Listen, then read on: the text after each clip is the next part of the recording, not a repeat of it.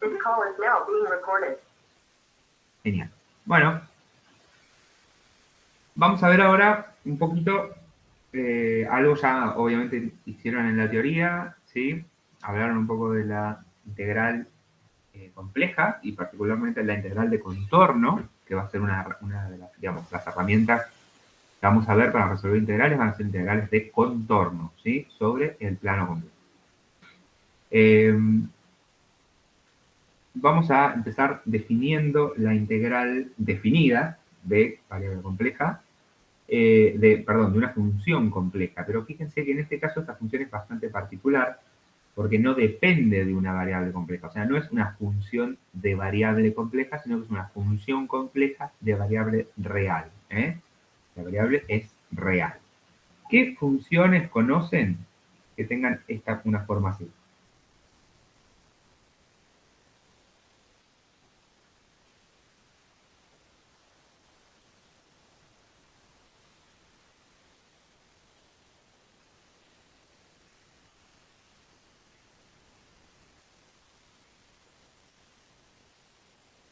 ¿Qué funciones conocen que tengan una forma como esa? O sea, vimos hoy algunas, por ejemplo, de la primera parte de la clase. Vimos funciones que tienen esta forma. ¿Cómo las llamamos?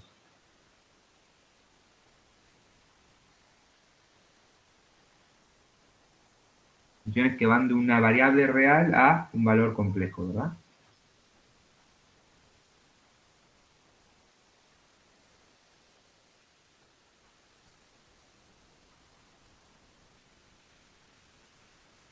Hoy vimos algunas funciones de esas, que iban desde un valor real a un valor complejo.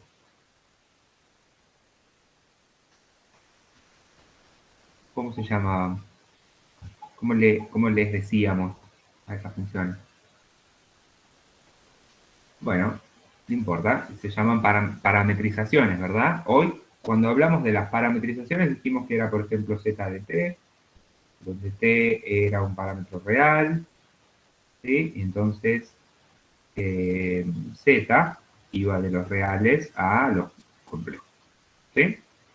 Y después vimos que podíamos encontrar w de t, que era una parametrización de una misma, de la imagen de una curva, cuya parametrización era z de t en el plano complejo z, simplemente aplicando la transformación sobre z de t, ¿verdad? O sea, componiendo una función en la otra.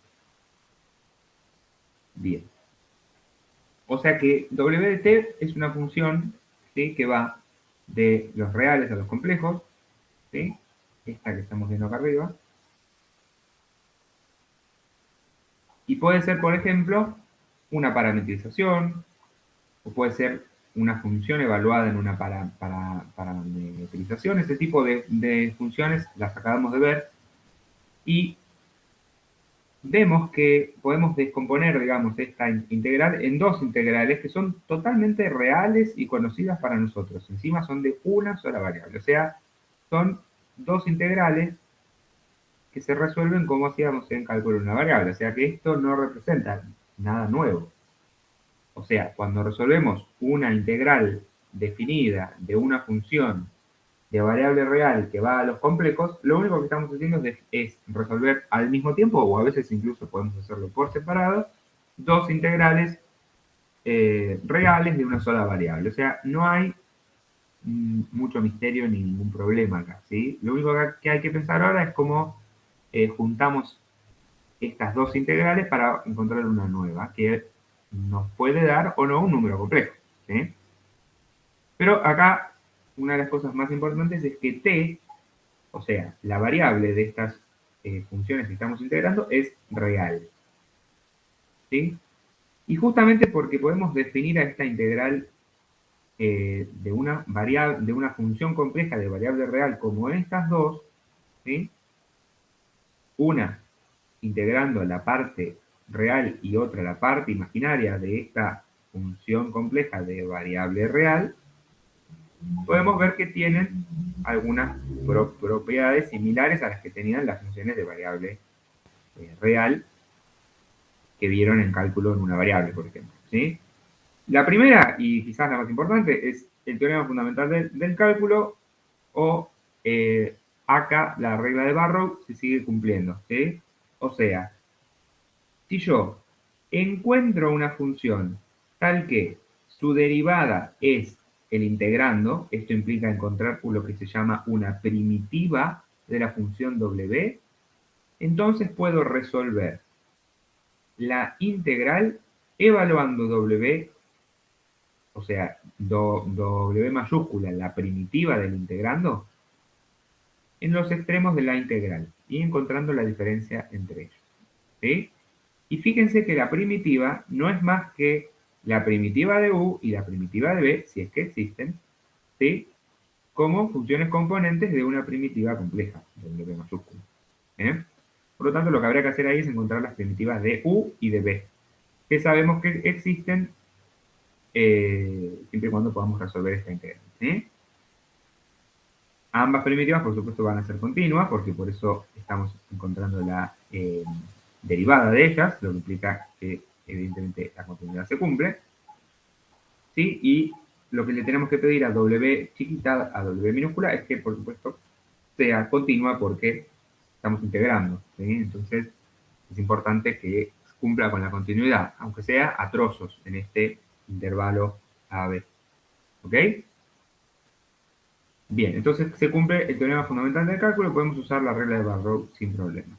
Y lo otro que se cumplen son algunas propiedades bien básicas, por ejemplo, que si multiplico por una constante el integrante, es lo mismo que multiplicar por una constante la integral, esto es básicamente linealidad, y hereda esta propiedad del hecho de que la integral es un límite, ¿verdad? Y el límite es lineal. Si invertimos el orden de los extremos, ¿sí? Por ejemplo, en vez de integrar de A a B, integramos de B hacia A, es lo mismo que cambiar el signo del resultado de la integral. Y si yo tengo un punto entre los extremos A y B, ¿sí? Y tengo que encontrar la integral entre A y B, es lo mismo que encontrar la integral entre A y C, que es un punto intermedio, más la integral entre C y B. Esto es justamente lo que nos permite resolver la integral de funciones que sean continuas a trozos. ¿Sí? Si son continuas a trozos en el intervalo AB, entonces integro en cada intervalo y sumo, ¿sí? En cada intervalo de continuidad y sumo el resultado final. Una propiedad que también se cumple para las funciones de variable real es que si yo calculo el módulo de la integral, siempre va a ser menor o igual, o sumo igual, a la integral del módulo del integrando. Esto tiene bastante sentido porque el módulo del integrando es un número real y positivo. O sea, esta integral es una integral de variable real, común y corriente, y encima lo único que estoy integrando son números positivos. Quiere decir que, supongamos, que sumo 20 números, si los 20 números son positivos, siempre va a ser mayor ese valor a sumar 20 números que pueden ser negativos y positivos y después calcular el valor absoluto. ¿Se entiende? Quiero decir, si yo tengo 20 números, algunos positivos, algunos negativos, ¿sí? Los sumo y calculo el módulo, ese valor siempre va a ser menor o a lo sumo igual, siempre y cuando todos los números sean positivos, si sumo el valor absoluto de cada uno de los números por separado. Porque si sumo 20 números positivos, siempre va a ser mayor o a lo sumo igual a sumar 20 números cualquiera, que pueden ser negativos y positivos. ¿Queda claro? Con esta misma idea podemos pensar esta integral que está aquí. ¿Sí? Esta propiedad que vemos acá. ¿Sí? W de t es complejo en realidad. ¿Sí? O sea, esta es una integral de una función compleja cuyo módulo ahora, no valor absoluto, porque este número que sale de aquí puede ser un número complejo, es menor a la integral del módulo de w de t. ¿Sí? Siempre es menor o a lo sumo igual, siempre y cuando w de t sea real y positivo. Bien. Este es un ejemplo, lo pueden ver ahí, No lo vamos a hacer ahora en clase, pero lo dejo para que ustedes lo miren, ¿sí? Bien. Ahora, como ya vimos que las funciones de este estilo están asociadas o son similares a cómo encontramos parametrizaciones, hace un ratito lo vimos, también podemos decir que, digamos, resulta bastante natural extender la idea de la integral a integrales sobre contornos, porque si yo puedo parametrizar una curva, entonces puedo integrar sobre esa curva evaluando f de z, ahora no en el plano complejo, sino sobre los puntos en el contorno C. Y para hacerlo, lo único que necesito es evaluar f de z en z de t. Pero como hice un cambio de variable, porque cambié z por z de t, necesito adaptar mi diferencial z. Y lo adapto utilizando la derivada de la parametrización. ¿Sí? ¿Se acuerdan cuando hacían un cambio de variable? Nada, por ejemplo, en cálculo en una variable, ustedes cambian una variable por la otra y tienen que actualizar de alguna manera el diferencial. ¿Sí?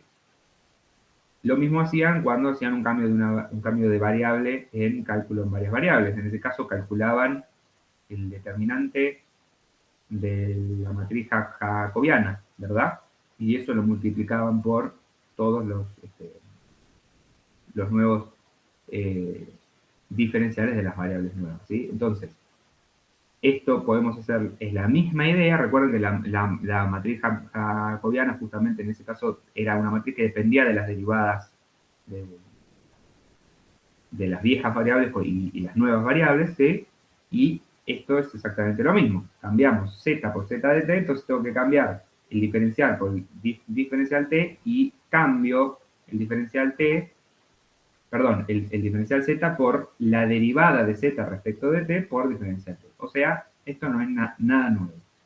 A mí me resulta más fácil acordarme cuando hago este cambio siempre que, como estoy intentando integrar sobre una eh, curva o contorno C, bueno, entonces reemplazo f en z de t, z de t es una parametrización de C, y como necesito actualizar diferencial z, lo que hago es multiplicar y dividir por diferencial t. Esto es una especie de regla, ¿sí? No es que estoy haciendo esencialmente eso, pero sí es una manera fácil de acordarse.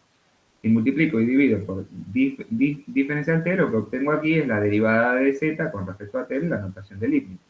Entonces me quedo con la derivada de z y ahí aparece sola. Por supuesto que si ahora estoy integrando respecto a t, t pertenece a los complejos, a los reales, entonces necesito poner los eh, extremos de la integral de forma explícita. ¿Bien? Bien. Esto entonces es lo básico que necesitamos para resolver integrales de contorno, ¿sí? Encontrar una parametrización del contorno, reemplazar z por la parametrización y luego actualizar el eh, diferencial z por diferencial t multiplicado por la derivada de la parametrización evaluada en t. ¿Sí? Bien. Por supuesto que como estas son integrales de una variable real, como hicimos recién, una integral de una función compleja de variable real, que es exactamente lo mismo que vimos acá, cumplen con las mismas propiedades, pero ahora las podemos escribir en términos de el contorno, de C. Entonces, la integral de C recorrido en sentido contrario al originalmente planteado, es lo mismo que cambiarle el signo a la integral recorriendo C como quiero, en este caso positivamente, por ejemplo. ¿Sí? Luego, yo tengo C, un contorno que es la unión de dos contornos distintos, por ejemplo, yo tengo este contorno y lo veo como la unión de este contorno con, vamos a poner el color, por ejemplo, con este otro. Entonces, este es C2 y este es C1. ¿Sí? Entonces, mi contorno C, que es el verde, es la unión de ambos. ¿Sí? Entonces puedo encontrar la integral sobre C como la unión como la suma de las integrales sobre ambas curvas que forman C. Misma idea con respecto a una constante. Si tengo una constante la puedo sacar afuera por linealidad de los límites. Y por supuesto, por la misma linealidad, la integral de una suma es suma de las integrales. Y una propiedad que hereda de la anterior respecto de los módulos es que el módulo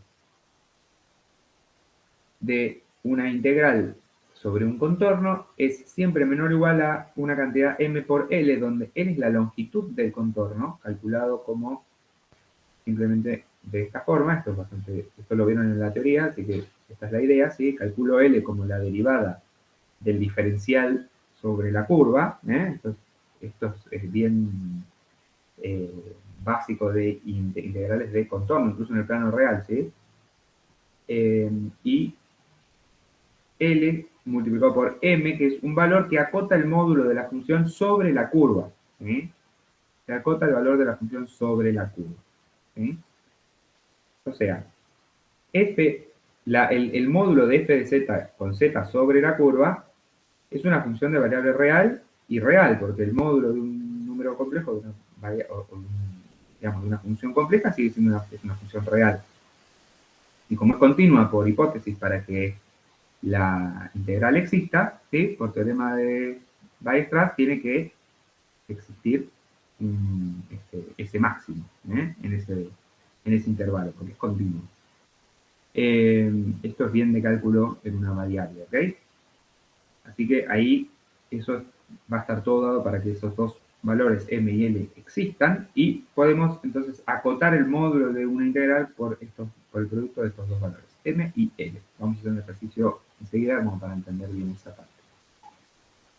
Les propongo entonces que hagamos estos ejercicios. Voy a ver si llego con el tiempo para hacer el B, si no, vamos a hacer el A del 1.5 al 1.6, ¿ok? Bien. ¿Dudas, consultas, preguntas? No por ahora, profe. Buenísimo. Pasamos entonces a usted.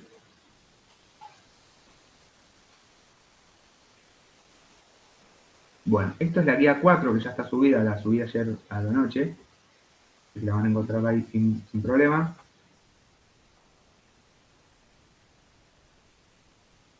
Acá está. Bueno, vamos a hacer en la guía 4, la sección 1, el inciso 5. Vamos a hacer el A. Y del A también tiene dos subincisos y 1 y 2, ¿sí? Vamos a empezar con este. F de z, una función de variable compleja, z más 2 sobre z.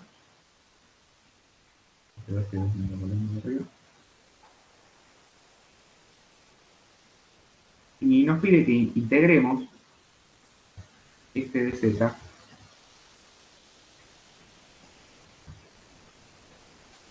sobre un contorno C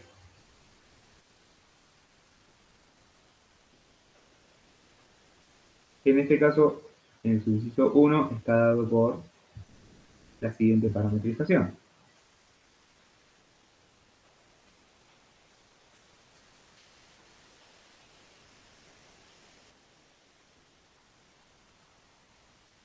¿Cuál es el parámetro en esta parametrización?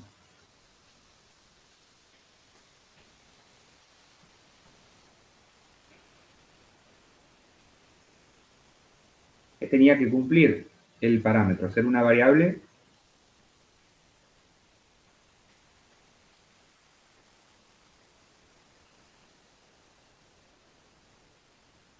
real, ¿verdad? ¿Cuál es la variable real acá?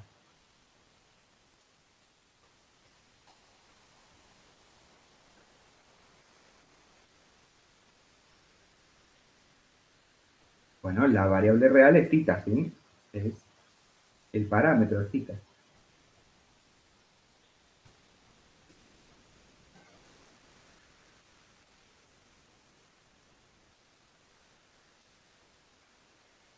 Entonces, esto es lo mismo que acá, podemos cambiar esto que dice ahí por z de θ. Y ahí queda un poco más claro que esto ya es la parametrización de la curva que nos damos. ¿Y qué curva es? ¿Me la pueden describir geométricamente?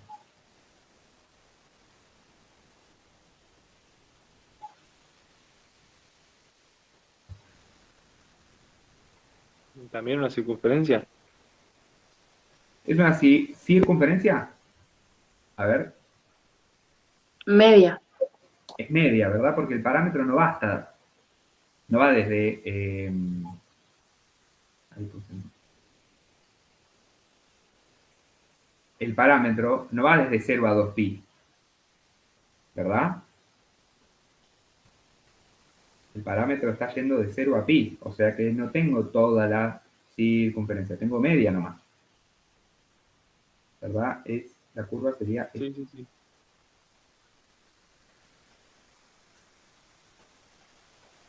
Y está en sentido positivo, ¿verdad? Porque θ va creciendo desde 0 hasta pi. ¿Sí? Bien. Perfecto. Entonces, ¿qué tengo que hacer para resolver la integral? Ya tengo mi parametrización, entonces lo que tengo que hacer es plantear la integral, que sería z más 2 sobre z, 2 sobre c.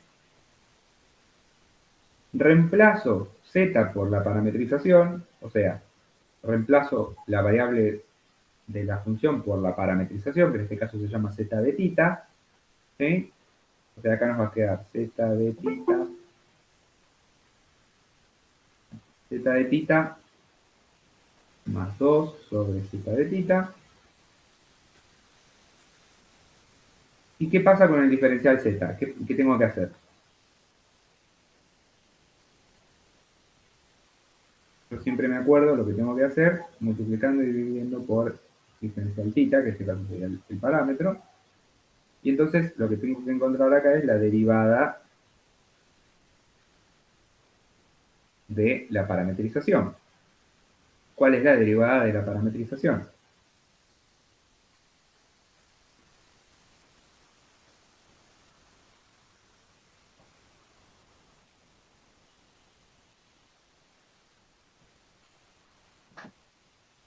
Dos i por e a la i tita. Ahí está. 2i por e a la i tita. ¿Verdad? Porque es la derivada de z de tita. 2 es constante, e a la i tita es una función que depende de tita, la derivada de e a la i tita es e a la i tita por la derivada de i por tita, por regla de la cadena. La derivada de i por tita es i. Entonces me queda 2 por i por e a la i tita. ¿Ok? Bien. ¿Y entre qué valores va tita? Entre 0 y i. Por lo tanto, esos son mis valores de la integración. Entonces ahora reemplazamos z de tita por lo que vale, la derivada por lo que vale, y acá nos va a quedar 2 por e a la i tita más 2 sobre 2 por e a la i tita, todo esto por 2 por i por e a la i tita. Todo esto diferente a tita. Podemos simplificar algunas cosas, por ejemplo, este 2 por e a la i tita se me va con este 2 y con este e a la i tita. ¿Sí? Por propiedades de linealidad, esta i puede ir afuera y de hecho, como nos queda una integral de dos términos, 2 por e a la i tita más 2, esto por linealidad es lo mismo que resolver estas dos integrales. Profe, ¿puedo sacar el 2 como factor común también? ¿O También, no conviene? saquémoslo tal cual. Ponemos el 2 acá afuera y nos queda la integral de 0 a pi de e a la i tita, diferencial tita, más la integral de 0 a pi de 1, diferencial tita.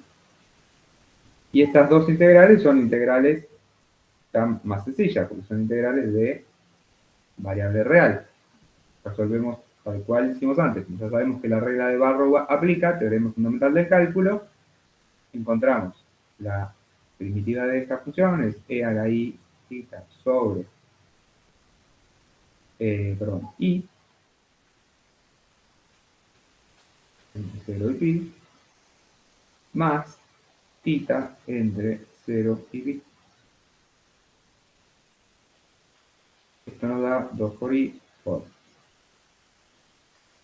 i por e a la i pi menos e a la i por 0, que sería e a la 0, esto es 1, más pi menos 0.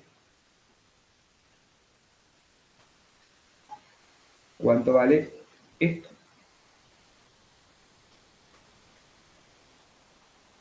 Menos 1. Menos 1, tal cual.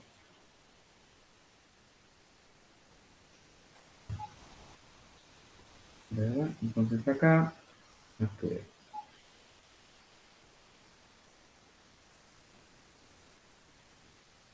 menos 1 menos 1 menos 2 sobre i más pi. Y esto nos da menos 4 más i por 2pi.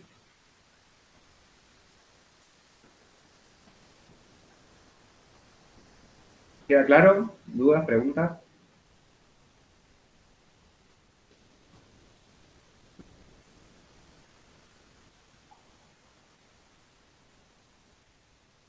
Ok. Hagamos el inciso B. Perdón, el inciso 2 era con otra parametrización. En este caso era C.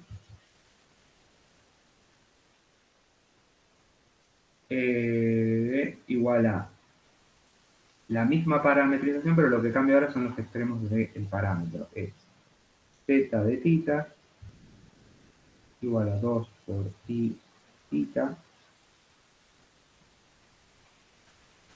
Y esto nos da entre 0 y 2pi.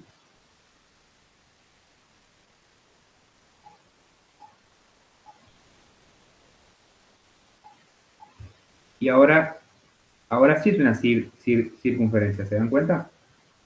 Antes, como bien dijo Itati, era una semicircunferencia, pero ahora es una circunferencia completa porque estoy yendo desde 0 a 2pi. Entonces puedo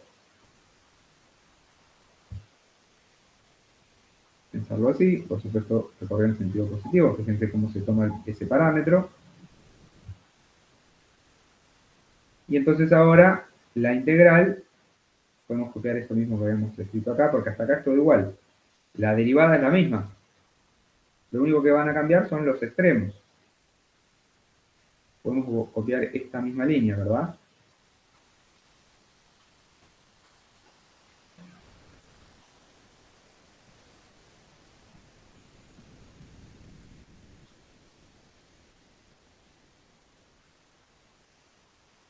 Pero con los extremos cambiados.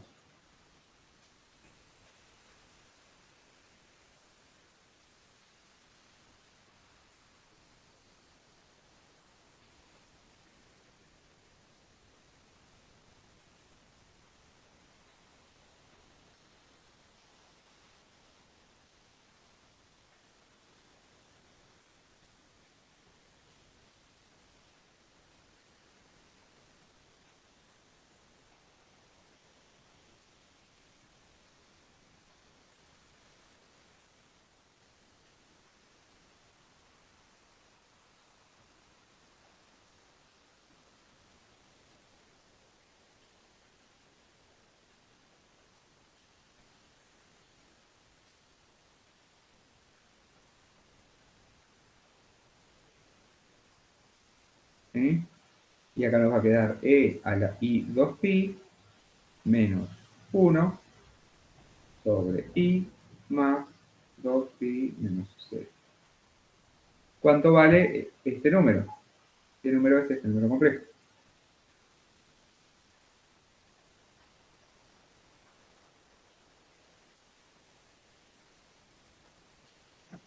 ¿Uno? 1, ¿verdad? Perfecto. Entonces, esto nos da 1 menos 1, 0. ¿verdad? O sea, este término es igual a 0, porque acá arriba esto es igual a 0, en el numerador. Entonces acá nos queda 2 por i por 2pi, y esto es igual a 4 i por pi. ¿Queda claro? Bien, o sea, para resolver la integral tenemos que encontrar la parametrización, encontrar la derivada de la parametrización, reemplazar en la función, en el integrando, ¿sí? Y actualizar eh, actualizar el diferencial, usando obviamente la derivada de la parametrización, ¿ok? Bueno, vamos a hacer por último ejercicio de hoy el ejercicio número 1.6 de la guía 4, ¿sí? Que nos dice básicamente que probemos que la integral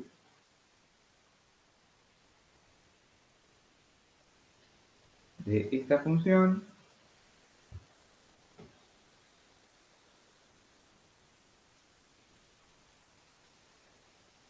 es menor o igual a 60.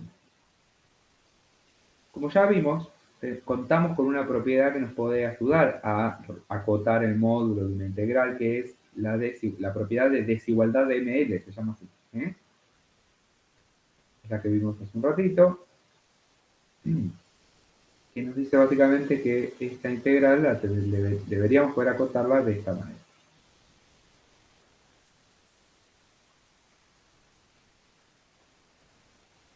A, M y N. Donde L es la longitud de la curva o contorno C. Y M es un valor tal que el módulo de el integrando siempre sea menor a ese valor. ¿Sí? Bien, entonces, podemos encontrar L rápidamente porque es simplemente eh, la longitud de la curva. El ejercicio dice que la curva, vamos a hacer esa gráfica primero, es un triángulo.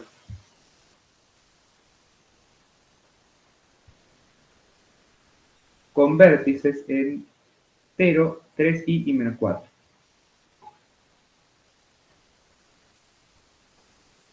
0, 3i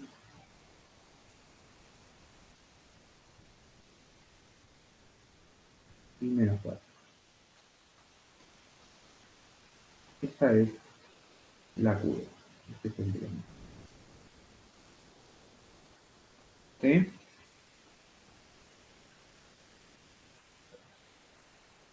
Y dice orientación positiva, o sea que lo recorremos así. ¿Sí? Entonces, claramente podemos encontrar L en forma geométrica, súper fácil. ¿Sí? Es el perímetro de este triángulo, ¿verdad? ¿Cuánto vale?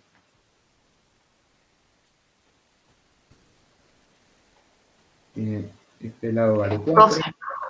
12, está bien. ¿Sí? ¿Sí? Este lado vale 4. Este vale 3.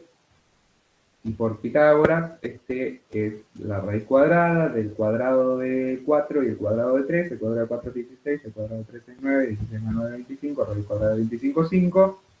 Entonces nos queda 3 más 4 más 5. 3 más 4 es 7. 7 más 3 es 10, más 2 es 12. ¿Sí? Esto es 12. ¿Sí? Bien. Y entonces ahora nos queda encontrar m, un valor tal que el módulo de la función siempre sea menor. Bien.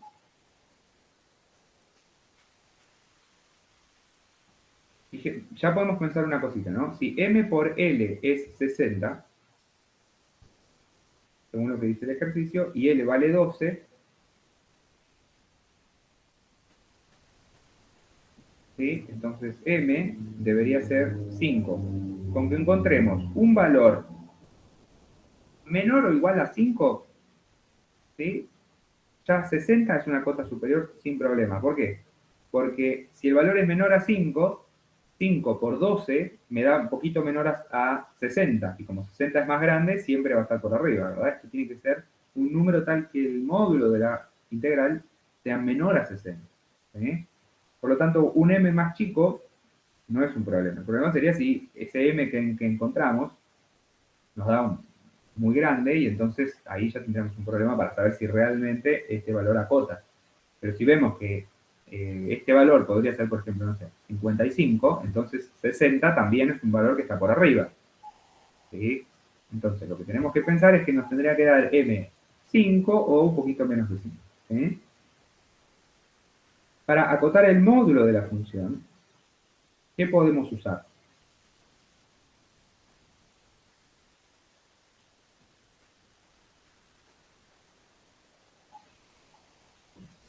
Esto sería el módulo de e a la z menos z conjugado.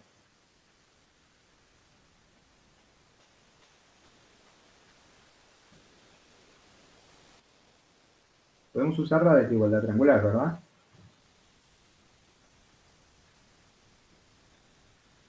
Desigualdad triangular.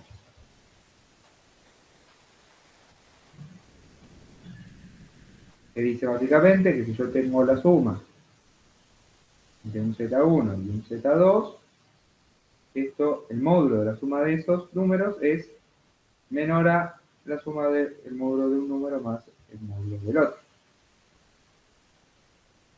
Entonces, teniendo en cuenta la desigualdad triangular,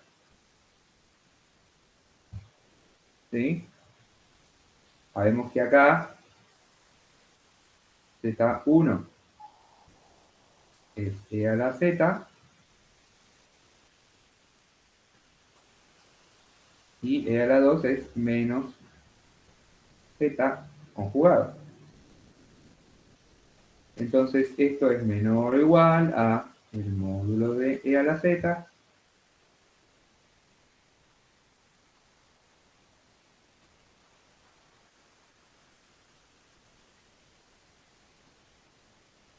más el módulo de menos z conjugado. El módulo de menos z conjugado es el mismo que el módulo de z, ¿verdad? Porque el módulo de del conjugado de un número es el módulo del mismo número. ¿Sí? Y el menos tampoco es un problema, porque el módulo, o sea, cambiarle el signo a un número no cambia su distancia al origen, ¿verdad? Entonces no tenemos ningún problema con eso, es el módulo de z. Entonces lo que tenemos que ver es dónde esta suma es máxima sobre el triángulo, por ejemplo. ¿Eh? Sobre el triángulo, ¿dónde es máxima esta suma? Bien, ¿hacia dónde crece el módulo z? O sea, para que esta suma crezca, tienen que crecer ambos términos. ¿Me siguen en ese razonamiento? Ambos términos tienen que crecer.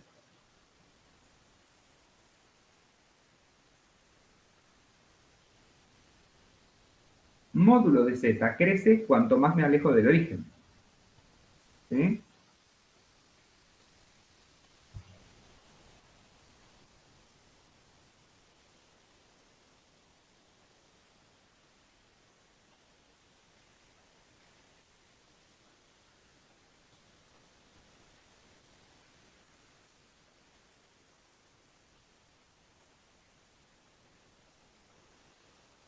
¿Verdad? Porque el módulo de z directamente es la distancia al origen. Entonces crece cuando me alejo del origen.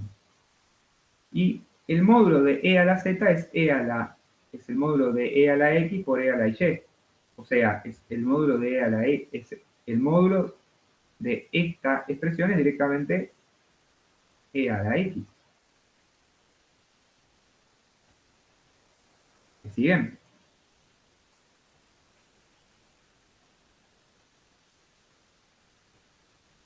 O sea que crece con x. Si x crece, e a la x crece también. Si x decrece, e a la x decrece también. ¿Cuál es el valor de x más grande que puedo tomar en el triángulo?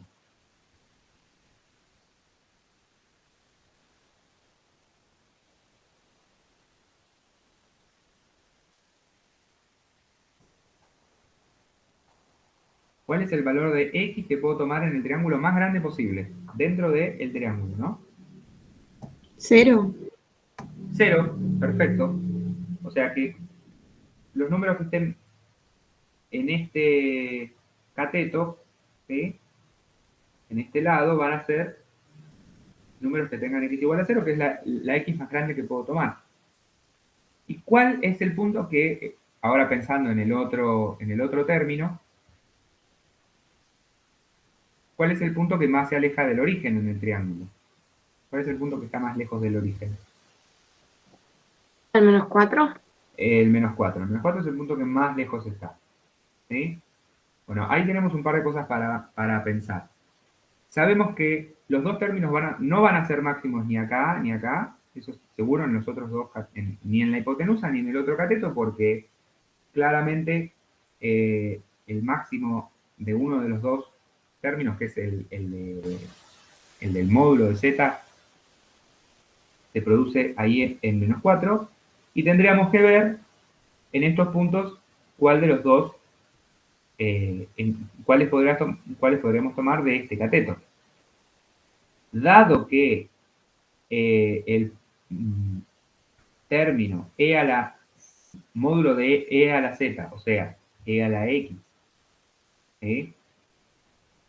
Estoy borrando todo, de e a la x, ¿sí? Crece con x, y x lo más grande que puede ser es 0, y luego este otro término crece con el módulo de z. De esos puntos, ¿cuál es el que, digamos, de los puntos que tienen x igual a 0, cuál es el valor que más lejos está del origen, como para poder maximizar el otro término también? Quizás no tan lejos como este punto, pero más lejos que este seguro. Entonces podríamos tomar este otro vértice. O sea, valdría la pena buscar los valores de esa suma de términos en este vértice, en 3i, y en este otro vértice, para ver si el crecimiento de uno de los dos términos no compensa un poco la pérdida en este caso, ¿sí?